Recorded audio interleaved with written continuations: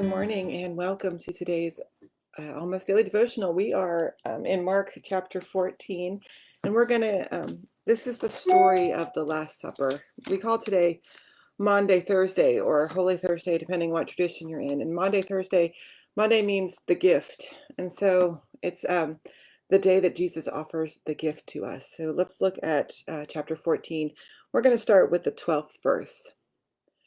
On the first day of the festival of unleavened bread, when the Passover lamb was sacrificed, the disciples said to Jesus, "Where do you want us to prepare for you to eat the Passover meal?"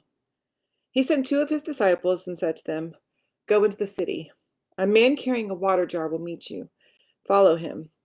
Wherever he enters, say to the owner of the house, 'The teacher asks, where is my guest room where I can eat the Passover meal with my disciples?' He will show you a large room upstairs already furnished. Prepare for us there." The disciples left, came into the city, found everything just as he had told them, and they prepared the Passover meal. That evening, Jesus arrived with the 12. During the meal, Jesus said, "I assure you that one of you will betray me, someone eating with me." Deeply saddened, they asked him one by one, "It's not me, is it?" Jesus answered, "It's one of the 12, one who is dipping bread with me into this bowl. The human one goes to his death, just as it was written about him. But how terrible is it for that person who betrays the human one? It would have been better for them if he had never been born."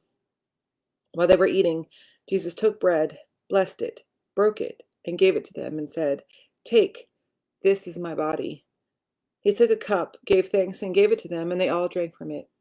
He said to them, "This is my blood of the covenant, which is poured out for many. I assure you that I won't drink wine again until that day when I drink it in a new way in God's kingdom." After singing songs of praise, they went to the Mount of Olives. Now, Jesus has spent about a week in Jerusalem making everybody mad. He's been walking around. He's been going in the temple and throwing people out of the temple and causing a ruckus. He's been cursing fig trees. He's been, uprooting people from their places. Jesus has succeeded in making everybody mad, including the disciples. That's why when Jesus says, "One of you will betray me," each one of them has to ask, "Is it me?"